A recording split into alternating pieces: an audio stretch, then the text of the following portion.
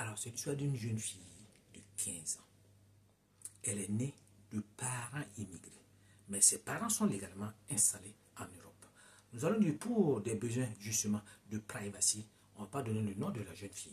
Mais l'Europe, c'est le continent, et le pays, en réalité, c'est l'Italie, et principalement à Rome. Et je vous explique l'histoire. Cette jeune fille a 15 ans. Elle devait participer, elle doit du moins participer à un voyage d'études. Parce qu'elle est dans une école qui a adhéré à un programme qu'ils appellent Cambridge. Dans cette école-là, en réalité, ils font beaucoup plus l'anglais. Déjà, pour avoir accès à ce circuit Cambridge, il faut avoir un niveau de langue assez consistant. Il faut avoir ce qu'on va appeler B1, le niveau de langue B1, pour qu'on puisse te mettre justement dans son programme.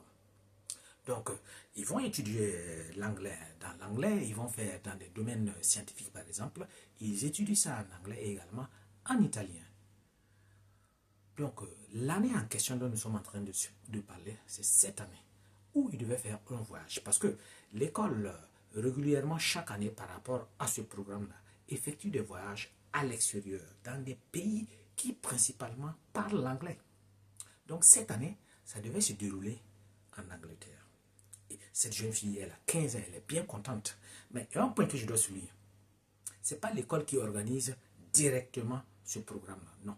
L'école le fait en association ou du moins en partenariat avec une société externe. C'est cette société externe-là qui est spécialisée pour l'organisation de ces voyages vers l'extérieur. Donc, c'est en Angleterre. Et tout le monde était très content. L'enfant également était content. Pour les parents de l'enfant, justement, ils ont vu en ça qu'il n'y aura pas une discrimination. Parce que leur fille ne sera pas la seule à demander le visa pour pouvoir aller en Angleterre. Tous les autres vont le faire. Parce que l'Angleterre était sortie, justement, de l'Union européenne. Donc, c'est ce qu'eux, ils avaient en tête. Et c'est également l'école, cette information que l'école a eu à donner. Et tenez-vous bien, l'école a nommé une personne, une référente, qui va s'occuper exclusivement de ce voyage-là. Et c'est cette personne, justement, qui a toutes les informations nécessaires par rapport au voyage. Et c'est une professeure de l'école. Donc, à un mois du voyage, plus ou moins, nous sommes toujours dans les temps, non? À un mois du voyage, voici qu'au fur et à mesure, les informations sont en train de sortir. Et la professeure approche l'élève en lui disant, non, toi, dans ton cas, tu n'auras pas besoin de visa, mais tu auras besoin d'un document que le commissariat va signer pour toi. Et le commissariat, ici en Italie, ils appellent ça le truc, la questura. C'est la questura qui s'occupe en fait de l'immigration. La questura, cette questura particulière s'occupe de l'immigration. Sinon, il y a beaucoup plus de questura, comme on dit. Donc, elle devait avoir besoin d'un document que la questura va signer pour elle. Donc, c'est une information qui est sortie, pas à la dernière minute, mais c'est une information quand même qui est sortie à la dernière minute. Donc, on lui a donné un formulaire pour se rendre à la questura. Et les parents, justement, comme on dit, un parent immigré en Europe, qu'est-ce qu'ils vont faire?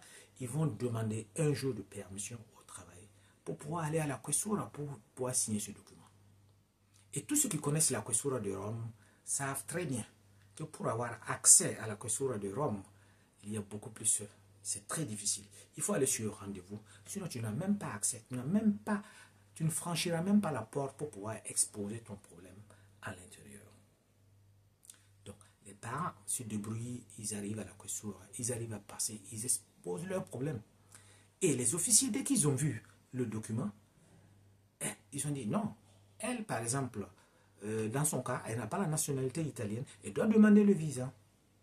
Mais les parents, c'est pas qu'ils sont choqués, ils ont déjà cette information. Mais comme l'école persistait, et comme la référente, surtout, disons que surtout la référente persistait en disant que l'enfant n'avait pas besoin de visa, donc eux, ils se sont dit, ok, au moins faites-nous cette faveur, signez ce document, on va ramener à l'école et puis on va les expliquer que l'enfant, dans tous les cas, a besoin de visa pour pouvoir voyager. Et comme on dit, malheureusement, la personne, le dirigeant qui devait signer ce document-là, n'était même pas présent. Donc, il fallait revenir le lendemain pour pouvoir faire signer le document. Et déjà que le formulaire qu'on les avait remis à la question, leur a fait comprendre que ce formulaire-là n'était même pas valide. Parce que ce formulaire disait tout simplement que l'enfant était autorisé à retourner en Italie. Alors qu'elle, dans son cas, elle devait sortir et retourner. Donc, il fallait repartir à l'école, expliquer tout ce qui se passe pour qu'on refasse un autre document pour revenir à la questura pour pouvoir signer. Et dans ce temps de temps, les parents, justement, avec quelques doutes qu'ils avaient en tête, ils ont contacté la société qui organise ce voyage-là. Et dès qu'ils ont eu la société qui organise ce voyage pour exposer le problème, est-ce que l'enfant, cette fille aura besoin d'un visa? Mais la société était étonnée. Mais comment? Vous n'avez pas encore demandé le visa. Mais c'est trop tard. Et en réalité, il ne manquait plus que 25 jours. C'est trop tard. Comment vous allez faire? Donc, les parents sont étonnés. Ah non, on ne nous a pas donné l'information. À plusieurs reprises, on a approché la référente en lui expliquant. Mais la référente a toujours dit que la fille n'avait pas besoin de visa. Donc, comme on dit, pour tout parent qui veut le bien de son enfant, parce que cette fille, elle n'a que 15 ans, hein, c'est sa première expérience de sortie avec ses autres camarades. Bon, vous imaginez toutes les conséquences qui peuvent en découler.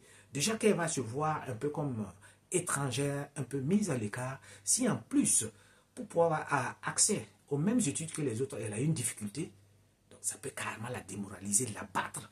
Et vous pouvez en ce moment former une petite fille qui sera récalcitrante, qui n'aura plus envie d'aller à l'école et qui ne voudra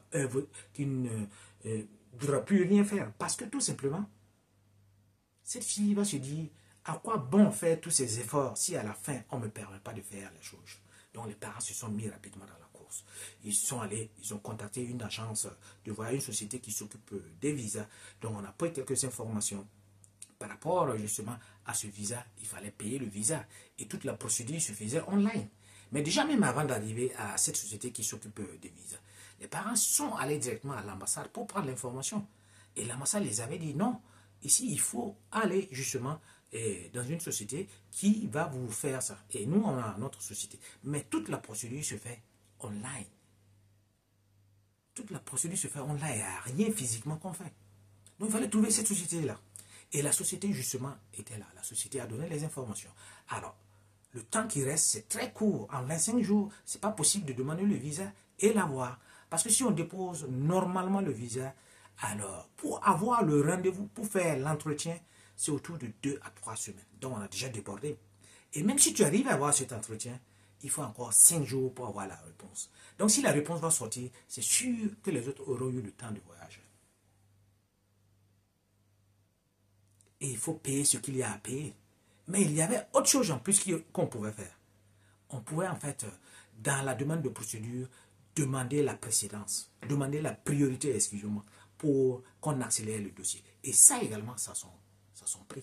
Et ça tournait autour de 610 € juste pour avoir la priorité. La priorité pour avoir le rendez-vous rapidement. Et dans ça, on était dans un arc de 10 jours. Donc, avec beaucoup de chance, tu pouvais réduire ça à 7 jours. Mais voici les trucs, voici les informations qui seront là. En plus qu'il faut payer le visa autour de 400 €. Mais les parents également, dans tous les cas, ils se sont mis dans cette démarche. Ils se sont dit, ok, c'est notre fille, comment on va faire? Il ne faut pas la laisser comme ça, elle va se décourager. Il faut tout faire pour tout faire. Donc, ils ont démarré la procédure du visa online. Et tout est en anglais. Donc, au fur et à mesure que les informations rentraient, il y avait à un moment donné des informations, il fallait naturellement les informations anagrammiques de la petite fille et également il fallait en plus mettre ce qu'on va appeler le programme d'études. Et ça c'était facile à trouver, le programme d'études. Mais là où la partie va coincer, c'est que il fallait mettre les informations de la personne qui va accompagner les enfants en Angleterre. Et ça c'est la professeure. Et ça, la professeure ou la professeure si vous voulez. Et ça, également, c'est la référente. Donc, dans la demande de procédure, voici les parents qui sont bloqués. Pas parce qu'ils n'ont pas envie de le faire, mais il y a des informations qu'ils doivent avoir.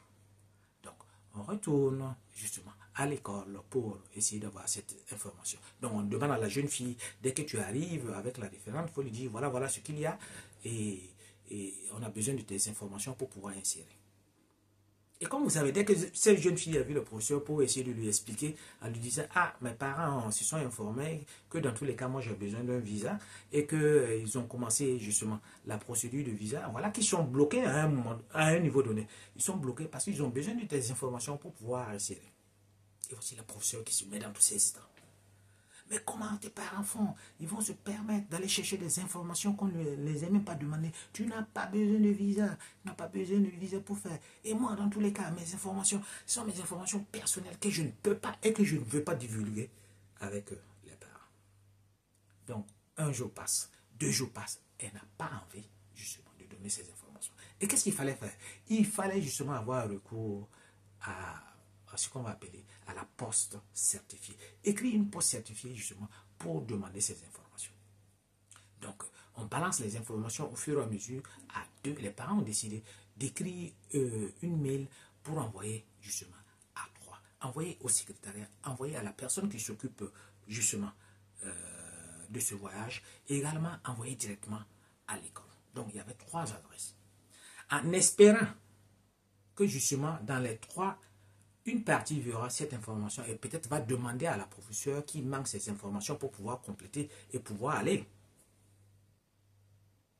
Donc, à la fin, la professeure, la référente également, avec les quelques informations qu'elle a eu à prendre à gauche, à droite, elle s'est rendue compte que réellement l'enfant a besoin d'un visa.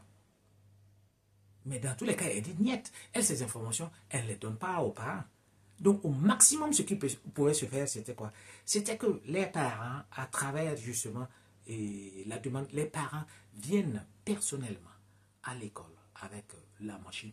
On commence la procédure justement de demande de visa et elle va mettre les informations à elle qu'elle considère. C'est-à-dire, en réalité, ces informations-là, c'était quoi? C'était son nom, prénom, son âge et le numéro de son document. C'est pas qu'on était en train de lui demander la lune, ses coordonnées bancaires ou quelque chose. Non, c'était juste ça. Donc, on fait tout justement pour avoir ces informations. Ces informations, les rendez-vous étaient pris et successivement. Ce sont les jours qui sont passés. Hein. On a pu faire ça. Les parents ont pu faire ça. Maintenant, dès que la procédure entame et que tu pars, au fur et à mesure, à plusieurs étapes, il y a des paiements à faire. Donc, tant que tu ne valides pas les paiements, c'est-à-dire que le programme de demande de visa ne te permet pas d'avancer. Donc, tu valides les paiements, tu fais les paiements online et tu avances au fur et à mesure, jusqu'à conclure totalement le paiement. Dès que tu finis le paiement, ce qui sera autour de 1000 euros, 1000 euros, juste pour la demande de visa, et tu n'as même pas la certitude que tu vas avoir le visa. Donc, on envoie le rendez-vous. Heureusement, elle a un rendez-vous, justement, pour faire un très rapide. Donc, elle prend le rendez-vous. Donc, on lui a donné le rendez-vous juste 3 jours après. Mais dans tous ces cas, elle avait déjà perdu une semaine.